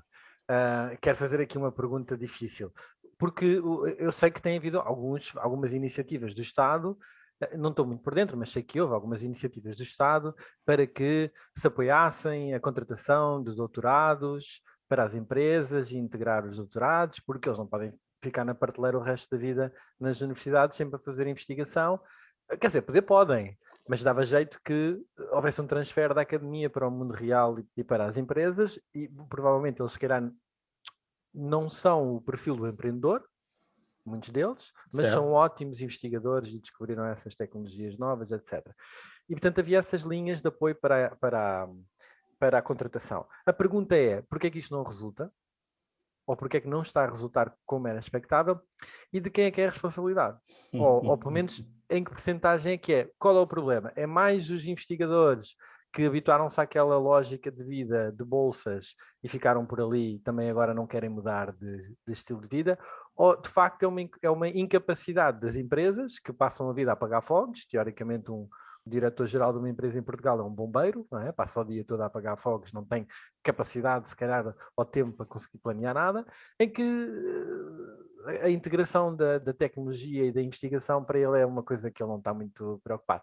Onde é que está a culpa e quem é que, em percentagem, quem é que é responsável pelo quê? Bem, politicamente correto, diria que a culpa está a meio caminho, não é? Ok, 50-50, está bem. Tem que estar a meio caminho. Vamos lá ver, tu tens que pensar o que é o investigador que fez o doutoramento e tens que pensar o que é uma empresa que leva com um investigador com um doutorado, não é? Tens que pensar nestas duas coisas, não é? Portanto, um doutorado vai ter um doutoramento vai demorar os seus 4 anos, não é? Realizar, mais aquele meio ano ou um ano que ainda há aqui num delta para se fazer as coisas e, portanto, este tempo é o tempo em que a pessoa que terminou o curso aos 23, 24 anos, chega até aos 30 anos, quase até aos 30 anos, 28, 29 anos, e, portanto, nesta altura, ela está numa situação da vida onde acha que quando terminou o doutoramento, digamos assim, tem que ir para uma posição qualquer um bocadinho acima daquela que lá está, não é? Propriamente dito. Portanto, ela está habituada ao seu trabalho de doutoramento, não é? Está todo o trabalho de investigação, tem meios, tem condições, tem equipa, tem deadlines, com certeza que tem, mas não tem aquele nível de pressão que existe numa empresa. E, de repente, tu queres fazer esta transição à bruta para dentro das empresas. As empresas não vão conseguir fazer esta aquisição à bruta. Então, tu o que é que tens de fazer? Tu tens que ter um tempo de aculturamento da própria empresa em relação àquilo que é um doutorado. E o que é uma equipa de doutorados, o que é um processo de desenvolvimento, o que é um processo de investigação, um processo de inovação. E isto está a demorar tempo. As empresas primeiro foram a esse processo de inovação, fazendo o quê? Indo a projetos e buscando incentivos para fazer coisas novas. Agora começam a perceber que se não endogenizarem a tecnologia, se não endogenizar o conhecimento, não chegam lá. Não vão ter os resultados. Portanto, o tema agora, na minha opinião, não está a ir buscar os doutorados que já estão formados e metê-los nas empresas. Está a ir a desenvolver novos doutorados com vista à sua integração nas empresas e a ter uma cultura de inovação permanente dentro das próprias empresas. Isto, para mim, é mais ou menos o paradigma que tu queres ter. Mas eu estou muito curioso em ouvir aqui a Filipe e o Joaquim sobre isto. Não, se me permitem, é só acrescentar aí uma linha de pensamento que eu acho que tem a ver com... acho que é preciso aqui uma mudança de paradigma entre aquilo que foi os doutoramentos e estes doutorados, entre aquilo que eram os seus projetos claro que isto poderá não ser transversal a todas as áreas, mas aquilo que eram os projetos de doutoramento e a sua aplicabilidade à vida real. Certo. Portanto, eu acho que ainda há ainda há uma fatia grande desses doutorados que tinham os seus projetos e os seus projetos de investigação válidos e que acrescentam conhecimento, mas numa parte muito teórica e, portanto, que as empresas não reconheceram a mais-valia que podia trazer em termos práticos, real, em retorno de lucro, de financeiro e, portanto, acho que tem que haver mesmo uma aculturação logo inicial dos próprios projetos de doutoramento, tal como se faz hoje em dia com os mestrados de Bolonha, em que a tese de projeto muitas vezes pode ser através de um estágio, da resolução de um mesmo problem solving de uma própria empresa, que não deixa de ser uma tese de mestrado, não é? Que dá um grau de mestre, fazer um bocadinho o mesmo caminho para o nível do terceiro ciclo. Portanto, para um PhD é ainda um caminho a seguir. É uma maior especialização, é uma maior produção de conhecimento, de investigação, mas para um problema concreto e para uma solução concreta de determinado setor, determinada empresa. Enquanto isto não for aculturado dos dois lados, dificilmente acho que vai haver essa transferência que é preciso, não é? Entre a prateleira e a academia e aquilo que a economia e as empresas ou instituições, ou não precisa de ser só o corporate, não é? Há outras entidades que beneficiavam muito também desse conhecimento. Parece-me que tem que ser mais na raiz e na própria definição dos projetos e daquilo que é... Repara, Filipe, só antes do Joaquim dar aqui a opinião dele, repara que tudo isto é muito top-down. Repara, desde do programa do FP7, né, o programa europeu do FP7, ao Horizonte 2020 e agora ao novo Horizonte Europa. Tu tens Isto é totalmente ao contrário. O primeiro, que é baseado na ciência, aliás, até antes disso, né? Baseado na ciência, na produção científica, no desenvolvimento do nano, do não sei o quê, da tecnologia, etc, etc. E de repente tens o teu Horizonte 20, que já fala em cadeias de valor, já fala nessas coisas todas, e agora tens o Horizonte Europa, que até reais altos, vai, mete, põe a produzir, faz. Portanto, isto também tem um caminho. É um processo. João, pronto, isto também é um processo. Portanto, este desafio que eu aqui estou a lançar é para que nós, Portugal, não nos esqueçamos que este processo não o podemos deixar para trás. Portanto, nós temos mesmo que ir atrás disto. Portanto, não podemos agora perder o tempo e dizer não, nós ainda vamos continuar a fazer mais doutorados, assim, sabe, fazer investigação. Não. Nós temos que ir rapidamente progredir para esta tendência. Porque, no fundo, isto são até, digamos, políticas top-down, não é? Que vêm educativas a este respeito. Muito bem, vamos saltar para o último tema. Só para finalizar essa temática, aquilo que estás a propor. É que o Joaquim está ali com dificuldades de rede, que eu estou a ver aqui. Estás-nos a ouvir, Joaquim? Sim? Eu estou-vos a ouvir, vocês ouvem alguma Estavas parte? aqui agora com umas quebrazinhas. Ok, estavas com uma quebra de tensão, mas já estás de volta. Sim. Queres falar então, sobre eu concordo tema? com o que disseram tanto o Pedro como a Filipa, sim, posso só concluir sobre isto, porque eu concordo que só é mesmo nesta fase das empresas e que é importante para os dois locais, ou seja, dos 2000 e tal doutorados que existem, uma parte vai ser a regeneração normal do ensino público, não é? Que são os 400 ou 450 anuais, alguns vão para as instituições que são as bolsas e fica a faltar o terço, que é o que é suposto as empresas estarem a ter e que não está a acontecer. Neste nível, também nós temos que ver que o nosso tecido empresarial é quase constituído por micronegócios e PMEs, não é? O que faz com que grande parte das empresas, e além disso são empresas recentes e pouco capitalizadas, não é? Isto é um retrato de um bocadinho do nosso tecido. Por isso também, portanto, estas novas empresas que estão criado para que possa, ou seja, é um caminho que está a ser feito tanto do lado das empresas como do lado das instituições. All right. É o meio caminho. Temos que melhorar a qualidade do sinal. Okay. Estás ligado por cabo? Não, agora não, mas para a próxima ligo-me então por cabo. Tens que ligar por cabo também, que é para tentar ter uma... Porque às vezes tens flutuação da qualidade da rede, estás a falar, ouve-se bem, e de repente começa a arrastar e depois volta a pegar. Ok, é típico, por wireless. É típico wireless. Próxima Muito vez bem. vou pôr por cabo. Última temática, Filipa e Joaquim também. Temos aqui a semana passada houve aqui o evento da Fundação José Neves. Filipa, partilha connosco os pontos altos. Sim, é um bocadinho, era aqui falar sobre o estudo que foi lançado, este Estado da Nação, não é, 2021, que foi lançado pela Fundação José Neves, e se calhar, primeiro que tudo, falar precisamente desta fundação, não é, que é uma fundação que acaba por ser, que não sei se, calculo que já seja transversal e que toda a gente já tenha ouvido falar, mas que concordamos e que acho que é um exemplo muito importante para aquilo e para esta área que estamos aqui a falar e a debater da educação. Portanto, uma fundação criada pelo José Neves, não é, que à partida todos saberão quem é, não é? Portanto, um bilionário que criou a sua fortuna com o negócio da Farfetch, não é? Portanto, luxo, moda, um negócio digital, e conseguiu aqui uma fortuna significativa, para não dizer obscena. É um dos poucos, é um dos 4 ou 5 unicórnios portugueses, Farfetch. 4, não é? Pronto, a Frontwave está no caminho, portanto, mais um bocadinho e também lá chega, já está quase lá. Esse já foi, esse já não chega lá. Filipe, Pronto, força. e aqui fazer então esta notoriedade de que criar uma fundação, não é? A Fundação José Neves, onde nos permite ter acesso e ter dados e poder ter estudos e lá está, ter investigação e tem vários doutorados que fazem parte da equipa, para podermos debruçar-nos sobre temáticas tão importantes como falámos há pouco, que tem a ver com a educação, com as competências, com o emprego e um bocadinho aquela monitorização e estudo de impacto daquilo que andamos a fazer e qual é o estado da nação da educação em Portugal e, portanto, que deu origem agora a este estudo.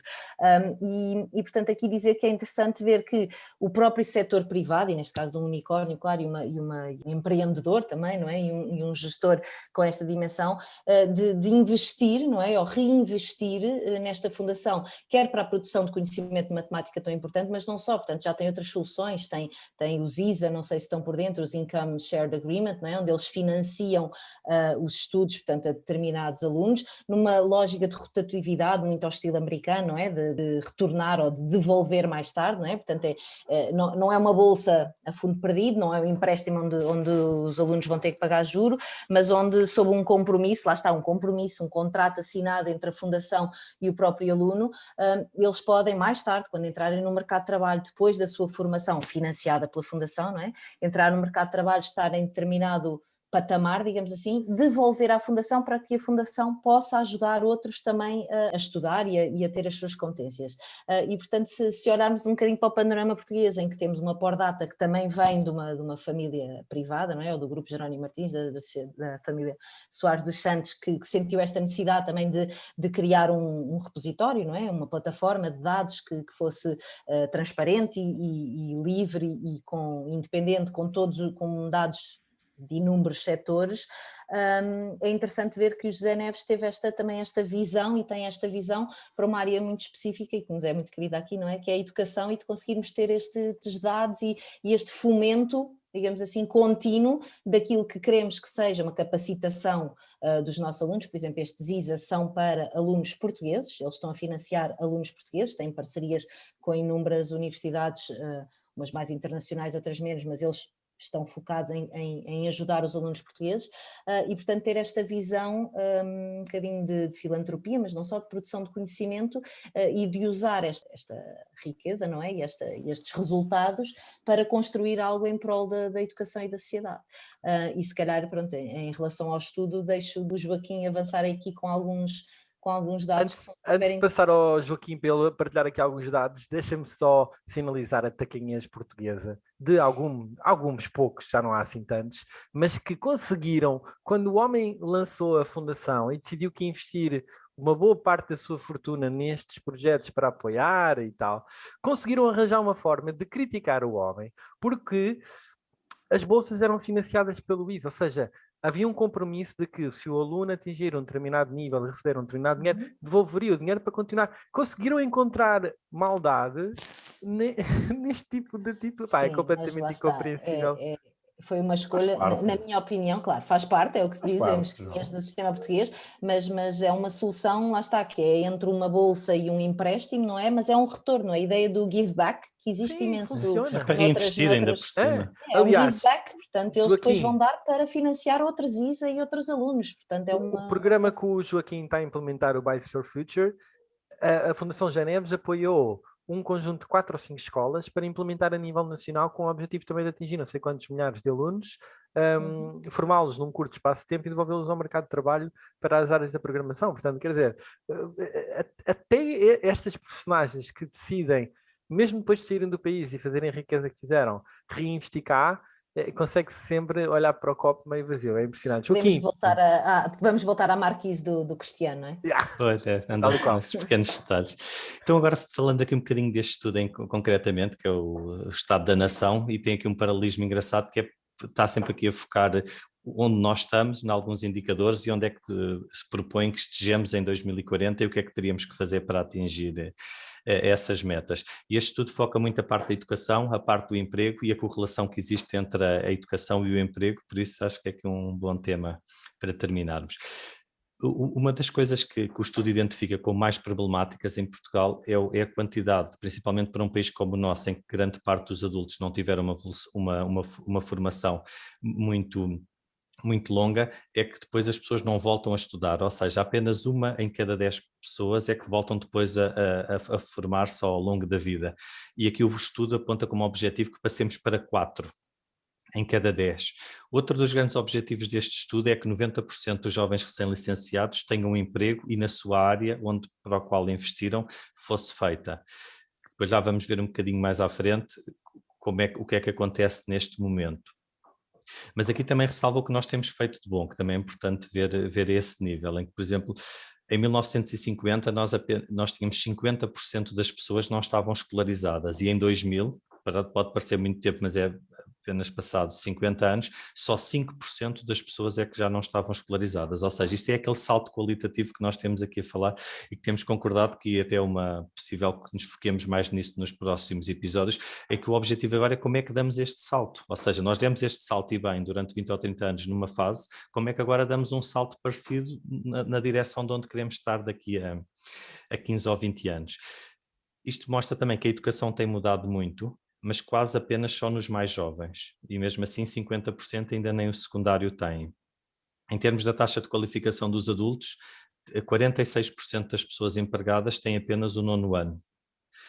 E depois há aqui a questão dos jovens licenciados mestrados, em que 20% estão desempregados e 15% estão em funções básicas, que não têm correlação nenhuma com o nível de informação e de conhecimento que adquiriram. Ou seja, isto faz com que mais de 1/3 dos nossos jovens licenciados e mestrados não estejam a ter o seu potencial e o valor que o Estado investiu nele, o valor que as famílias com dificuldades, que os pais normalmente tinham menos escolaridade e tiveram menos opções, não está a dar este retorno para o país. Mas também aqui sinais positivos.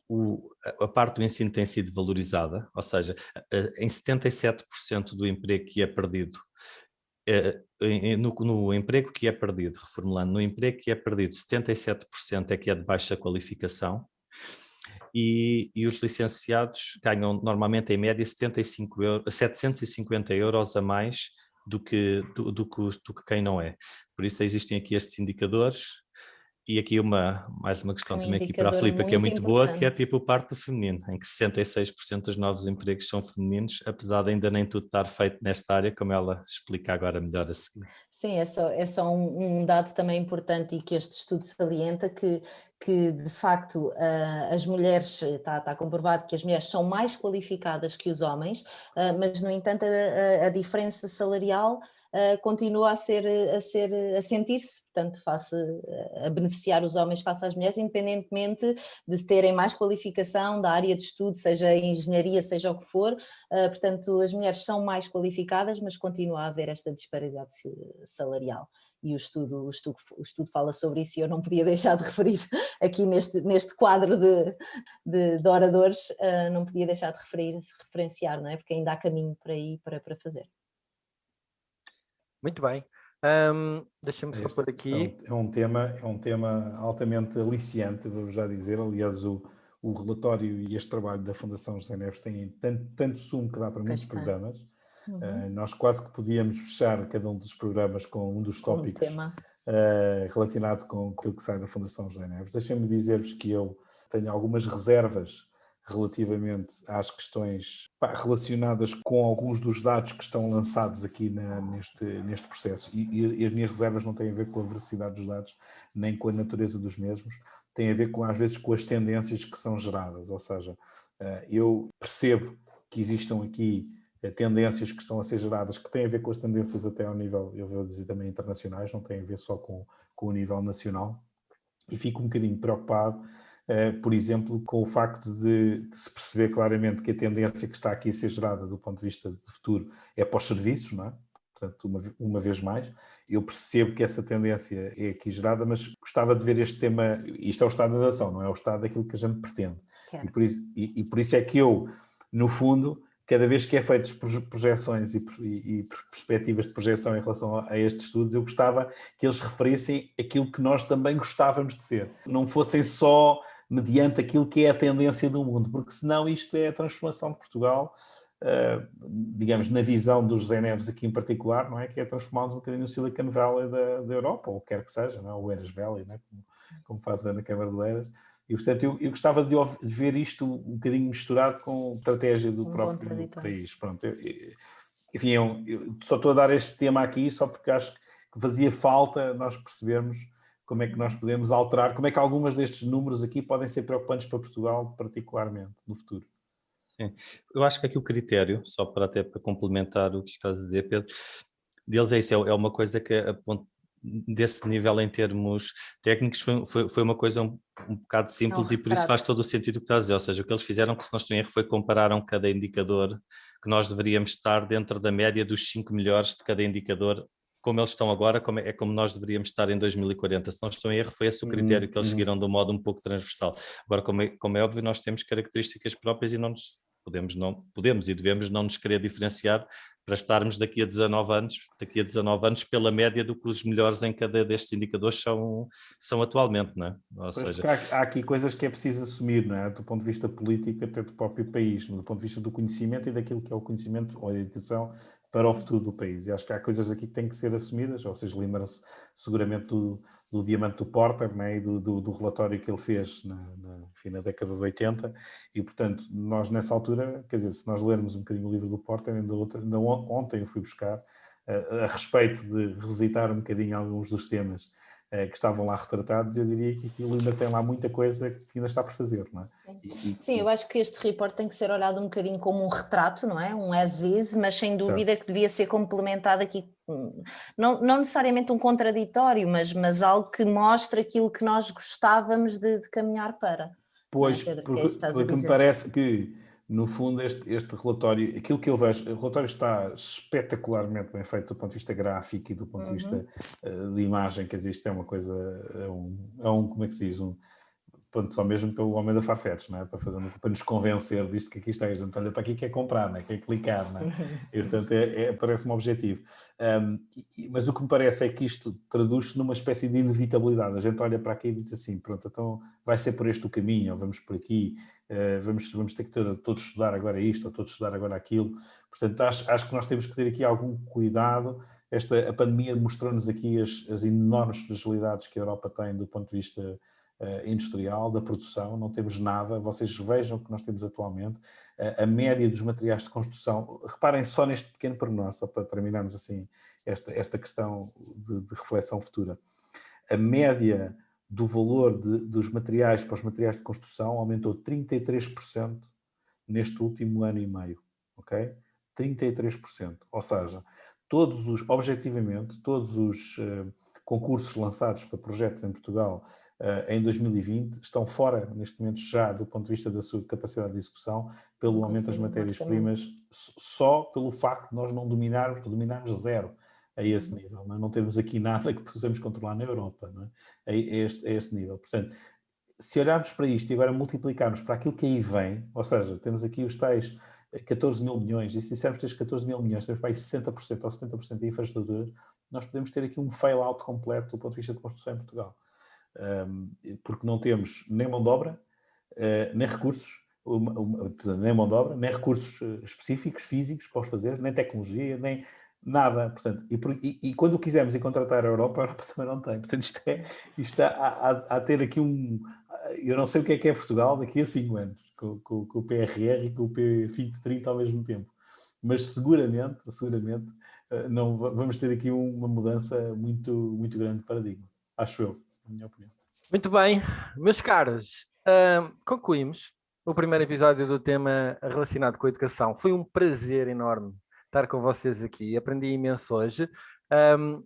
Filipa Luz, Joaquim Miranda e Pedro Amaral. Espero que tenham gostado deste primeiro episódio. Já sabem, esmaguem o botão de gosto, partilhem com os vossos amigos e subscrevam o podcast. Obrigado por terem assistido e até ao próximo episódio. Fiquem bem. Um abraço a todos. Obrigado pelo convite. Um abraço. Obrigado.